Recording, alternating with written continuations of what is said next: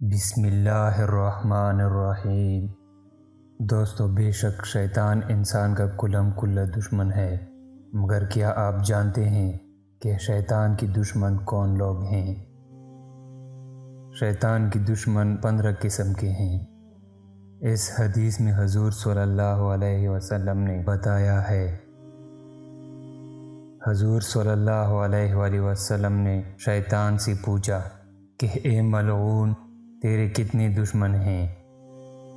تو شیطان نے جواب دیا کہ 15 قسم کے لوگ میرے دشمن ہیں۔ سب سے پہلے دشمن آپ صلی اللہ علیہ وسلم ہیں۔